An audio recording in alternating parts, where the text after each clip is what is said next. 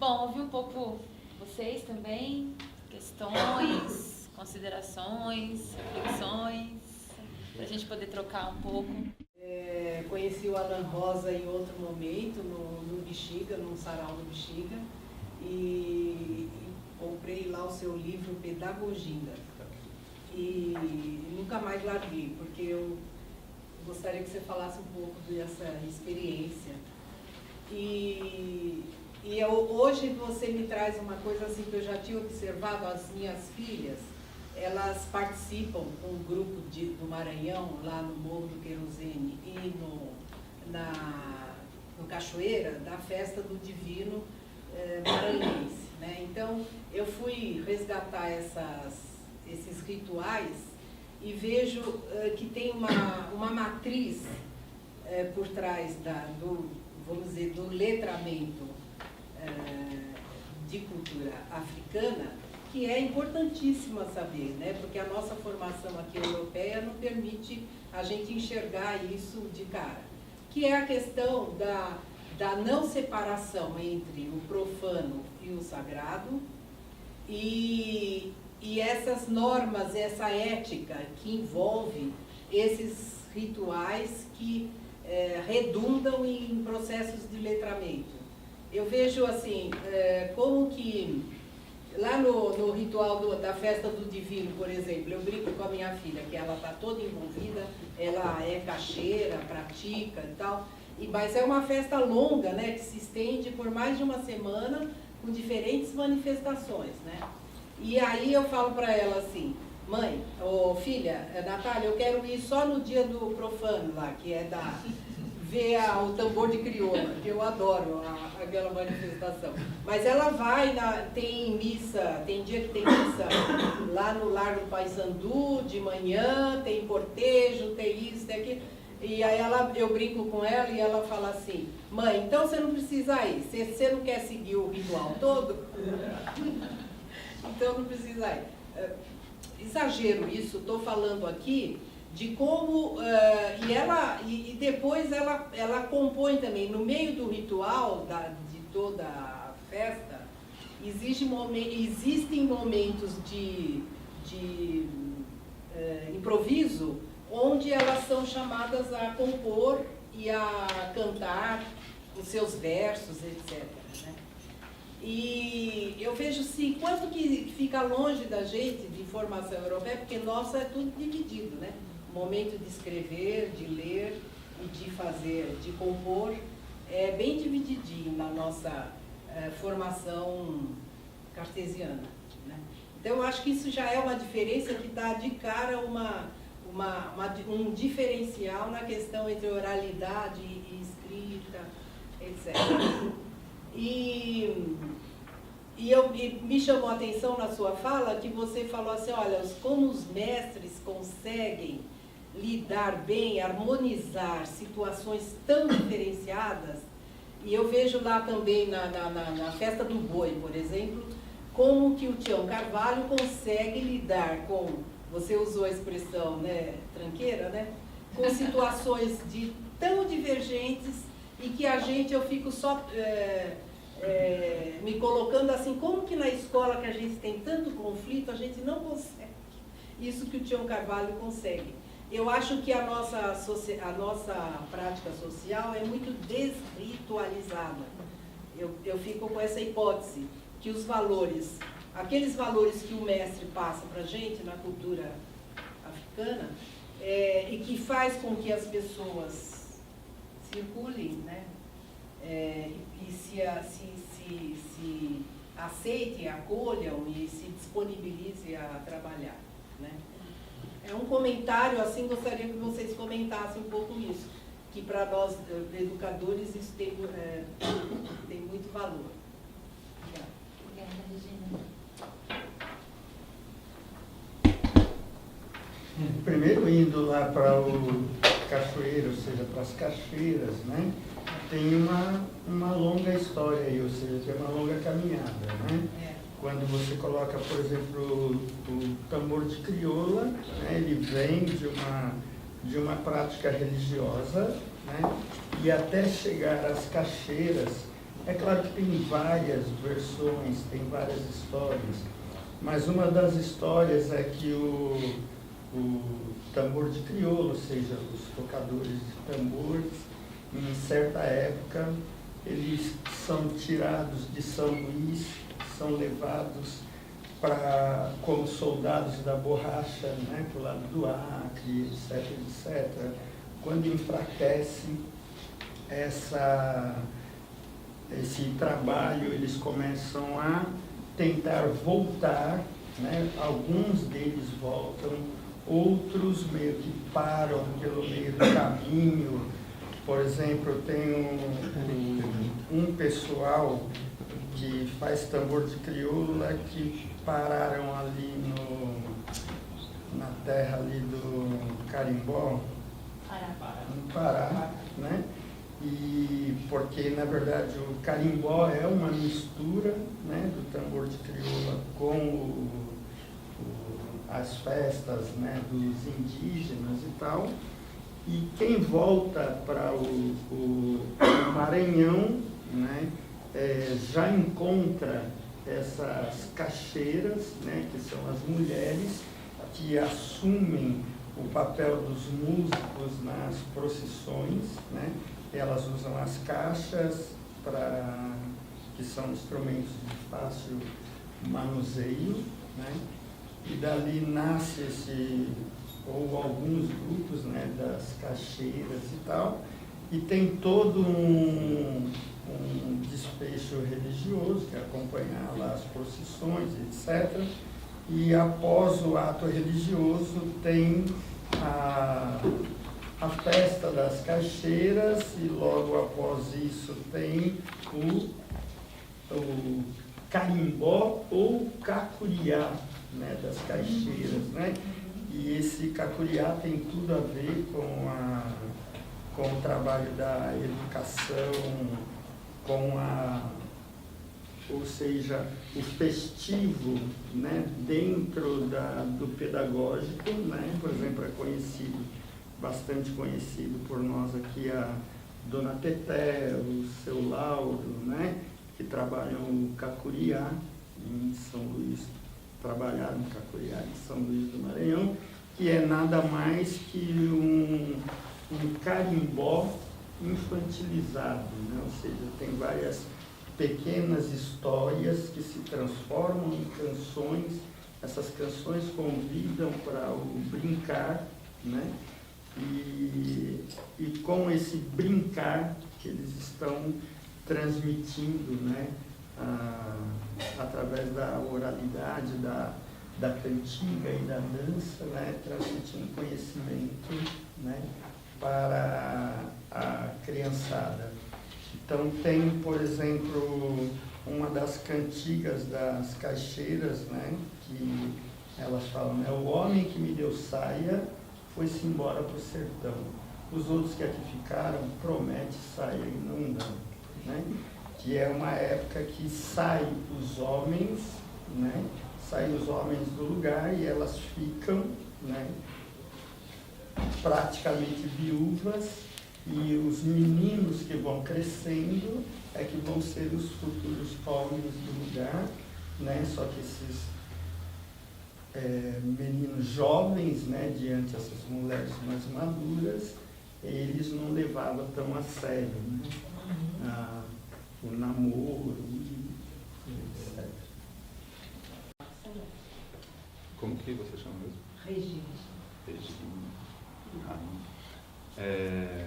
Muita coisa na sua pergunta.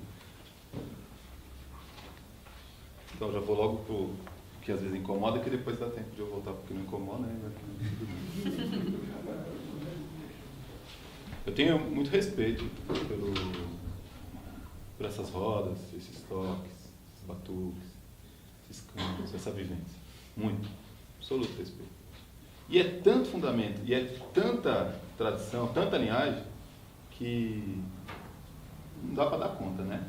Até porque, às vezes, o mestre Teotônio de Capivari e o mestre Bom de Tietê, eles vão dar explicações diferentes, talvez para uma mesma canção. Isso para mim também é bom. Diferente de que é só um mito fundador. A questão, para mim, é a seguinte. Amanhã, tenho que ler isso aqui hoje. Você falou lá do Cachoeira. Amanhã eu vou colocar eu para dialogar com os mestres e mais uma pessoa, porque vai ser o lançamento desse livro. Massa mesmo, ainda não li, mas eu vi um monte de foto, sei do fundamento lá, do que Paulo diz. Já tem o tacho, caldo de cana fervido no tacho. Então não é só o batuque, como se fosse pouca coisa, né? Não é o batuque apenas. O que eu quero colocar em questão é um dilema para a gente pensar junto. Qual é o fundamento de quem está, às vezes, nessa roda ou nesse cortejo, nessa festa, sabe? Porque tem uma história cotidiana. Eu não... De novo vou frisar, o ritual é muito importante. Mas o meu mestre Marrom, ele é meu mestre porque eu estou no cotidiano com ele, não só por causa da roda de sexta-feira. Acho que há uma diferença nisso, sabe? Você dialogar, conviver com a pessoa.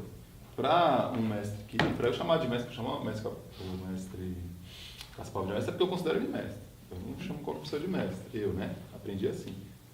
E qual é a resposta? Tem um parceiro, o Cid Santiago, já vou logo, ele fala assim, os maracatus da PUC. Ele fala assim, qual é a resposta que quem está nesse grupo, que é uma tradição completa de suor, de cadeia, de chicote, de vala, qual é a resposta? Vamos lá tocar, que bonito, roda saia, sabe? Onde é que estão esses bairros também? Eu vou lá amanhã, eu já vou causar os problemas, que eu vou fazer a pergunta que eu sempre faço.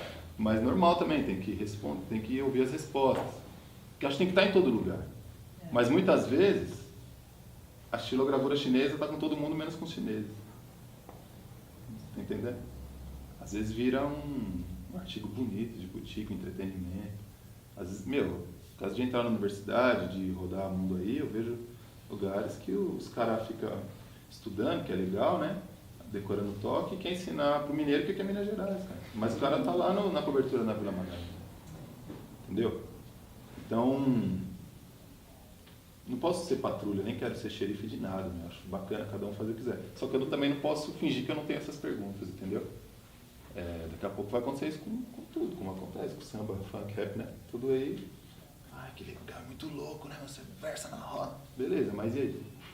Então, eu não perco isso, não consigo perder isso. Pela minha formação mesmo, das pessoas. Eu falar da universidade. Em 98 eu fiz um cursinho lá. Minha primeira formação na Universidade de São Paulo, na Ilha, eu fiz 4 cursos, né? Estou no 4º.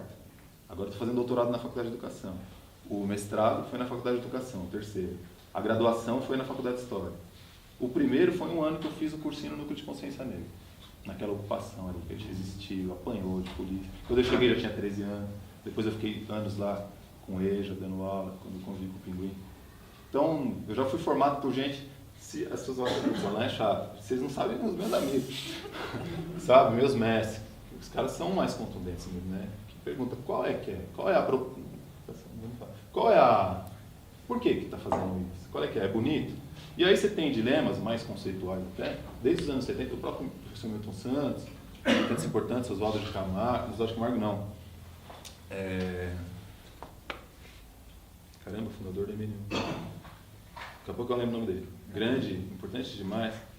E já colocava, lidar contra o racismo no campo da cultura pode ser ou pode não ser. Porque o campo da cultura é o campo mais maleável, né, da elite brasileira. Abre que fendas? Eles já perguntaram isso. E tem que perguntar mesmo, se incomoda porque é bom, a gente continua fazendo as perguntas. Isso garante o quê? Em cotidiano, em moradia, em saúde, sabe? Às vezes vira um cartão postal, como eu falei, às vezes não, né?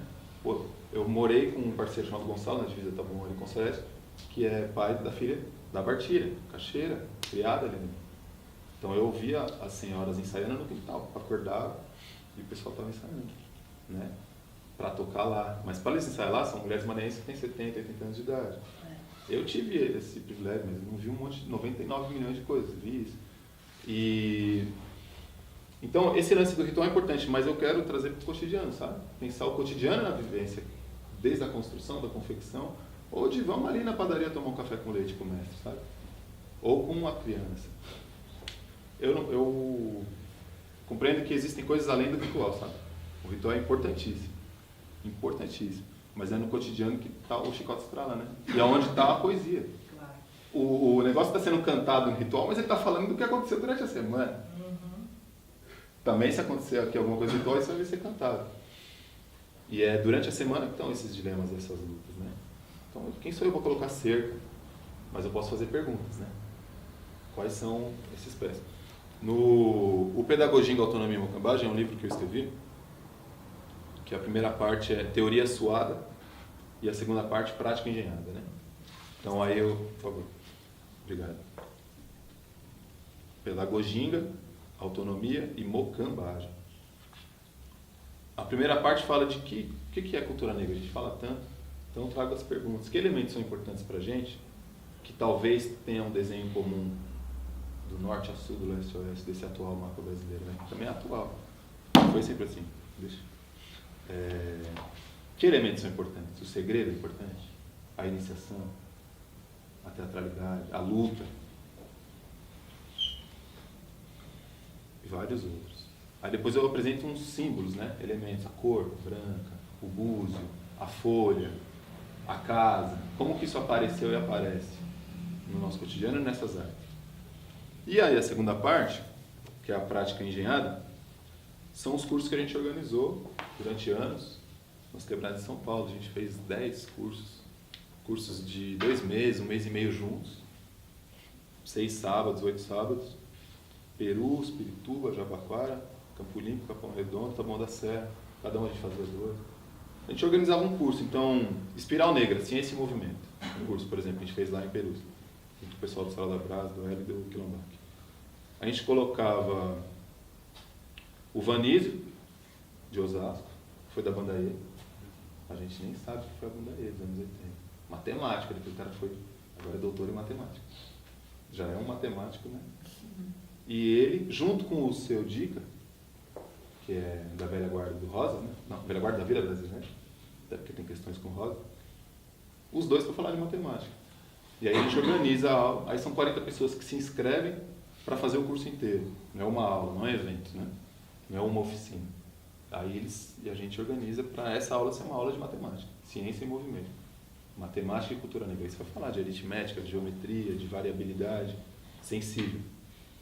Aí a outra aula, samba, território e geografia, Dona Maria Helena, também da velha guarda da Vila Brasileira, com o Billy Malaquias. Alguém conhece o Billy aqui? Billy Malaquias? Alguém conhece? O Jó? Não mesmo? Primeiro lugar na vida que eu fui que ninguém conhece o Billy. Porque todo mundo conhece o Billy. Ele faz o quê? Ele é geógrafo e é do samba também. Ele foi meu professor no Núcleo de Consciência Negra. Então esse geógrafo, Billy, dando aula junto com a Dona Maria Helena. E o tema era samba, território... eu não sei se era geografia, sabia? Samba, território e movimento, samba, território e ancestralidade. Que o território já trazia o conceito geográfico. E aí a gente dá uma aula junto, os dois dando aula junto, sabe? O nego velho e o nego novo, né? A cientista antiga e o cientista novo. E aí como é que é a relação dos conceitos? Como ela fala da ladeira, né? Ali, como é que chama? Estrada de Sabão na Brasília, né? Por que chama Estrada de Sabão? Tanto da topografia da ladeira, né? Sabão. Pô, você está subindo com o peso, escorregar lá em cima. E isso remete a um tempo da garoa, né? Então é clima, é geografia também. E por que estão ali? Porque teve uma migração interna, né?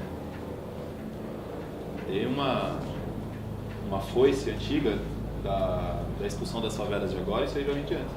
Então as comunidades negras que moravam nas margens do Rio Pinheiros, se você pedir para alguém fazer um Rio Pinheiros, uma oficina, um rio, se dá um novelo de lã, muitas vezes a pessoa faz uma linha reta. É a visão urbana asfaltada de um rio. Mas as comunidades têm a memória do rio, que seja uma serpente, às vezes 1 quilômetro de largura. E aí você teve uma expulsão pela civilização do automóvel das comunidades negras da várzea, que é outro tempo, futebol de várzea. E aí foram muitos para a Zona Norte, não é à toa que a Zona Norte é o que é para o samba, né? Essas comunidades foram, ou vieram do interior, ou foram da Barra Funda, ou foram também das margens do rio. Por isso, tanto poeta, tanto samba bom na Norte também. Isso tudo é migração, é transporte, circulação. Então os dois dando aula de geografia, sabe? Aí tocando, andando na beira do trem. Pedagogia é isso, é a experiência dos nossos cursos, como que a gente organizou. Aí foram 9, 10 cursos, 45 aulas, encontros, né? Sempre com essa chamada, é um curso. E Aí hoje a gente vai estudar, não sei, química, biologia e ancestralidade negra. Então vamos jogar água, pô, vamos fazer o quê? A gente tem que usar o corpo para compreender as coisas. A abstração é um privilégio nosso, né? Parar e pensar e não tocar em nada. Massa, mas os sentidos também abrem compreensões, né? Tanto que quando você fala, que matéria você está fazendo? Matéria. As últimas coisas, às vezes, que aparecem na aula é a matéria. Mas tudo bem. Legal, interessante. Vocês fizeram com a Prefeitura de São Paulo? Não, nós fizemos nós por nós sempre. É? Não tinha apoio. Tinha o sapato, diferente calçava. O trem. Era a gente pela gente mesmo. Foi um sucesso. Foi, necessidade de fazer, gostoso também, a gente aprendeu muito. Sabe o que aconteceu? Na real, eu tinha acabado o mestrado, eu estava sedento para assistir umas aulas boas, eu gosto de assistir aula. Aí eu falei, vamos ter que organizar um curso, né? Aí a gente organizou, foi bom, caramba, passou 400 pessoas, aí teve vários temas, sabe? Literatura, futebol e negás, esse a gente fez no Campo Limpo. Então a gente ficou 6 encontros debatendo relações raciais no Brasil pela literatura de futebol. A gente lia histórias de futebol, ouvia. O Billy foi dar uma aula de futebol, sobre futebol de várzea e geografia. E eu não sei contar vocês, eu gosto. Mas aí você Amanhã tem um festival em Pirituba, louco, hein? Você está contando de algo que já é uma outra prática, diferente da prática escolar tradicional. Eu acho que tem uma diferença grande, porque não tem a princípio, até se a gente pensar no ritual, historicamente, né, a questão do canto e oralidade, foram preservados como resistência e porque na religiosidade era permitido, era um lugar que era permitido, né, as músicas, os cantos, os rituais. Então eles tinham uma função de resistência, né, e foi aquilo que pôde passar mais amplamente e que pôde ser preservado. Fazendo bem o recorte, que é muito diferente na escola, como a nossa escola, né, formal, né, que tem um resquício totalmente disciplinar ainda hoje, por isso que ela não funciona, não sei se os rituais vai com ponta, enquanto elas não se ligarem à vida, né, ligarem à questão prática mesmo, né, porque é o que você falou, o risco que eu vejo, que aí é uma provocação, mas porque tem alguns momentos que essa questão de que os rituais e uma certa, mais um produto para ser consumido, né, que você chamou de quando se escola, né, porque é legal, porque é bacana, corre esse risco, eu estou chamando de ser consumido como qualquer outra produção totalmente inovadora, seja na arte, seja em que lugar for, né, o capital tem essa capacidade de transformar aquilo num produto para ser vendido, né, na boutique, ou seja, que tipo de boutique for. Né. Agora, tem um risco também que às vezes eu vejo, que é uma coisa de negar um movimento como se você precisasse ser negro para poder ter validade.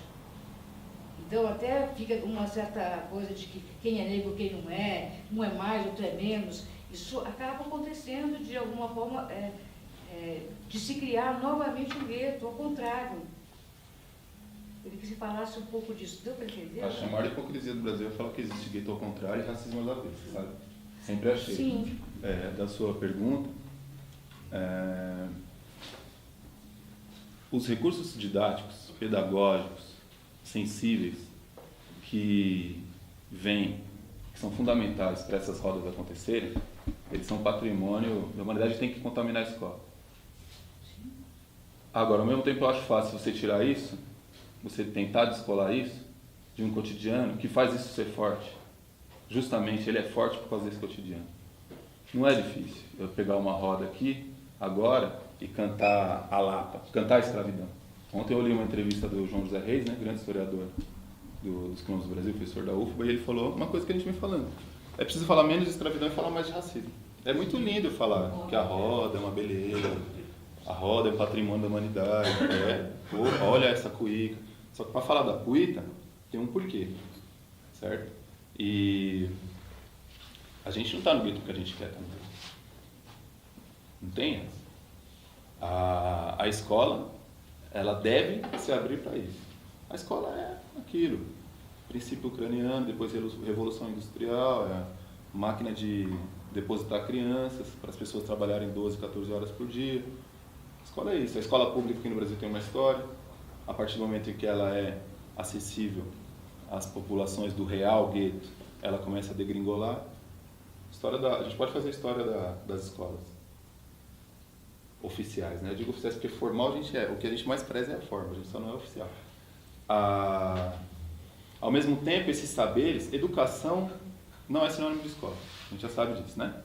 História da educação não é a história da escola. São coisas bem diferentes, muito diferentes. Então, a escola, a gente quer que ela seja contaminada por isso, até porque nossos filhos estão na escola também, onde eles estão lidando com tudo. Quando eu deixo meu filho na escola, até eu buscar ele, vocês não sabem as coisas que eu imagino, porque já passou cada coisa. Mas está na escola bacana agora, escola municipal. Quem já foi humilhado na escola está ligado. Né? Então, por exemplo, o meu filho, ele está na escola bem bacana, municipal. E ele faz a capoeira na escola, começa o CIDS, e eles vão ensinar a fuga para o quilombo. Tem 8 anos, eu lido diariamente com meu filho, gosto de passar coisas para ele e aprender com ele sobre esses temas. E ele vai ser alguém que veio no navio negreiro. Aí eu falei, mas aí, você nasceu no navio negreiro? Como é que você chegou no navio negreiro? Porque esqueceram isso. E olha que é bacana, é muito bacana esse trabalho que eles estão fazendo.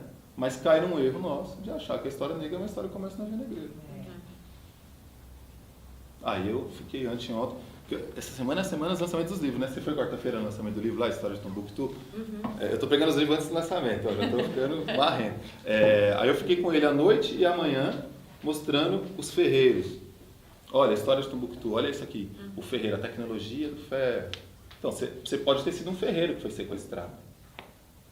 Até porque para falar da história do Brasil tem que falar do ferro, de Minas Gerais, da tecnologia, do mineral e tal.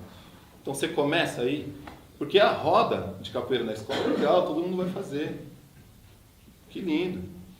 Com a responsa que alguns têm que outros não têm. Agora, como que isso está ligado a esse racismo que ele lida todo dia? Eu tive que ir na escola por causa do cabelo dele. E na escola, não, aqui a gente não é racista. Não, que estranho. Padaria avenida televisão só aqui, é uma bolha aqui. Que legal.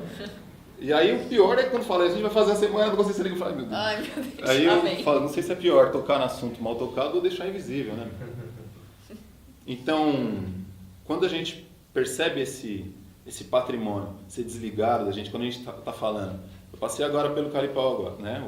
A favela ali antes de chegar no metrô. Cara, eu estou falando dessas coisas para vocês e eu estou ligado que muitas vezes nossos moleques não sabem, não é? Então, aí eu vejo o barato nos bairros nobres, os caras, olha, mas não foi assim não, o mestre Teotônio, falando que legal, né, meu? E a partir daí? Qual é que é? Então você sabe do que é gostoso. E a partir daí? Então, para mim, isso é bem nítido, sabe? Bem nítido, até porque a força dessa ciência, ela não veio do gozo, né, só. Ela veio, como você usou a palavra, resistência. É necessário a gente atrelar a palavra resistência à palavra anunciação. Eu aprendi isso com o meu mestre Marrom. Ele falou, mano, se você ficar só resistindo e não oferecer, tem uns capoeira aí, né, mestre? Uma hora vai tomar. Então você tem que anunciar, né, mestre? Só resistir, mano, uma hora a resistência estoura. Então veio com resistência e anunciação. Veio um patrimônio civilizatório. Usar as palavras loucas.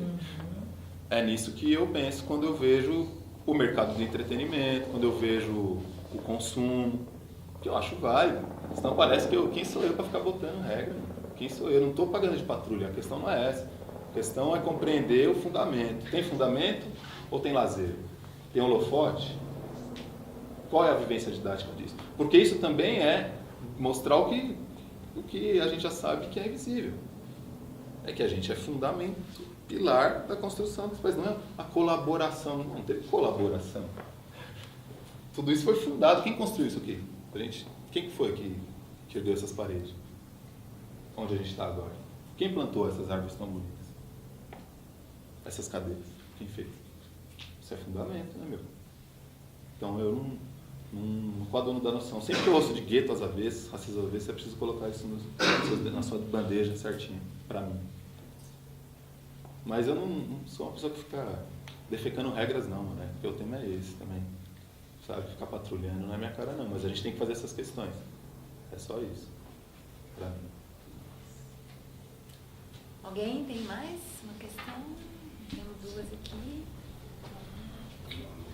Esse tema que você abordou, essa ideia de contaminar a escola, Eu acho que, para mim, para eu também ser pai, é uma das partes mais difíceis de se lidar. Quando você fala a quem já foi humilhado na escola, ou o lance de ter que arrumar, às vezes, uma briga na escola por causa disso. Eu acho difícil pra caramba contaminar esses espaços, a gente briga, e aí eu busquei uma outra forma, que é, a partir da minha família ali dentro de casa, eu contaminar quem está ali, para que assim, principalmente meu filho consiga lidar com essas questões minimamente. Fui com ele numa loja que vendia artigos religiosos, camiseta de banda de reggae, de rap, e eu vi o cara perdido quando ele pediu uma pulseira com as cores da unificação. E aí o cara virou para ele e falou assim, as cores do reggae. Ele ficou meio sem graça e falou pro cara, é aquela ali, ó, as cores da unificação. Isso me deixou... Fiquei satisfeito de saber que ele entendeu, né, minimamente, quando foi passado esse conteúdo, explicado o porquê disso. E aí eu fico pensando, o ensino da história africana ou da história afro-brasileira é obrigatório, mas menos de 50% das escolas faz, né? A gente não vai conseguir fazer. E assim, é o que você falou, é um risco. Fazer mal feito ou não fazer, né? Então, estava falando com o professor ontem, a gente fala muito de escravidão e esquece de falar das nossas conquistas, do que é mais rico e o que é importante nessa história. Eu, sinceramente, acho muito difícil isso mudar a curto prazo. E eu fico pensando, assim, trazer para o Messi também, como a gente consegue, de alguma forma, fortalecer essa base para que os moleques não tenham vergonha do cabelo que eles têm, para que as meninas não fiquem sofrendo bullying na escola porque tem um cabelo crespo, ou porque a Armand Black ela vai se sujeitar a alisar o cabelo porque ela não quer passar vergonha, ela não quer ser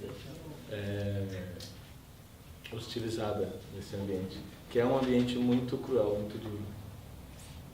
Assim, é difícil, mas pensar como que a gente fortalece essa base. Porque assim, a gente trabalha com os jovens de medida socioeducativa, que é os mesmos meninos que estão lá na quebrada, nos saraus que vocês também frequentam, eles não se reconhecem como negro. Quando você vai falar, você é negra, eu que tenho uma tonalidade mais clara, quando eu falo que eu sou negra, é sempre um debate, né? E a gente está ali se afirmando. E com as meninas, eu sentia a minha referência mais forte quando eu falava que era negra. Rolava uns debates, mas aquilo, tipo, se aceitava e elas começavam a se assumir também como negra. Tanto é que depois que eu comecei a trabalhar em Taipas, elas pararam com aquele lance da chapinha, começaram a colocar o cabelo de lado, trança raiz, que a gente conseguiu levar umas atividades lá também para elas de trança, tal, isso e aquilo. Mas com os meninos eu tenho muita dificuldade assim, deles cair na real, entendeu? A gente troca essas ideias, conversamos, falando sobre isso e tal, mas eu não sinto que eles entendem que eles são negros. Eu queria ver o senhor, né, o Caçapava, que é o mestre, e você também, com a bagagem que vocês têm, o que vocês podem sugerir pra gente, da gente poder fazer umas mobilizações para deixar isso mais forte para eles?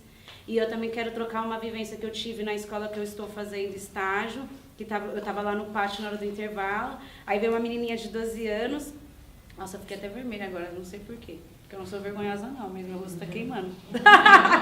Aí veio uma menina de 12 anos falar do meu cabelo. Ela, nossa, que cabelo bonito e tal. E o cabelo dela era igualzinho o meu, só que tava todo assim, ó, preso. Eu falei assim, mas seu cabelo é igual o meu, por que você não solta?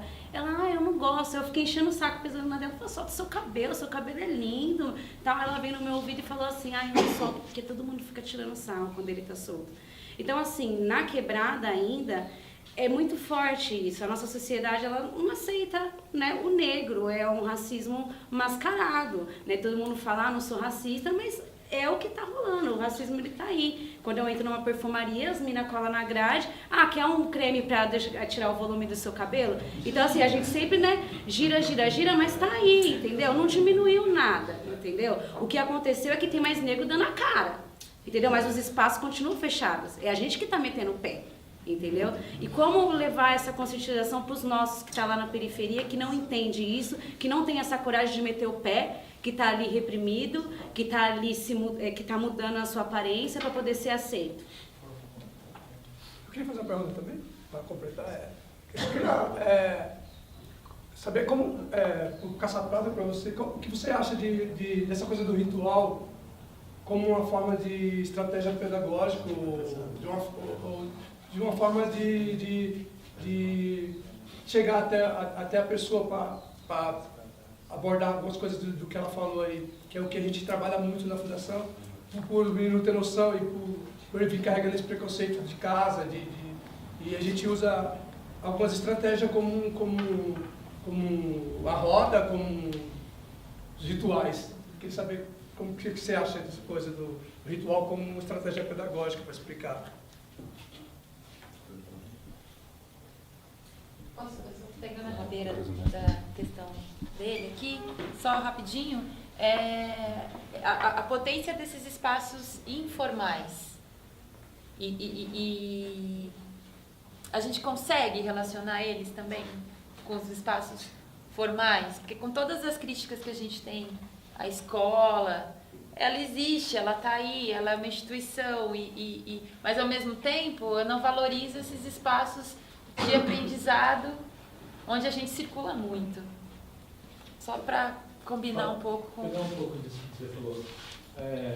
Incomodou uma vez, eu já tinha, acho que estava na 4ª série, uma vez que eu fui pintar um presente do Dia dos Pais e sempre vinha aquela imagem para você colorir do pai europeu, né? Olho claro, branco e meu pai preto. E a gente vê isso muito presente, porque você compra um livro para a criança colorir, a princesa tem o cabelo liso, o olho azul, mesmo quando ela tem a pele escura, ela tem os traços europeus. Então, isso está muito presente, bombardeando as crianças, e é difícil burlar, ou contornar, ou quebrar isso, ou mostrar para ela que aquilo ali é algo que estão colocando para ela, mas que não é, ela não é aquilo. Isso no próprio ambiente escolar, a criança não tem escolha.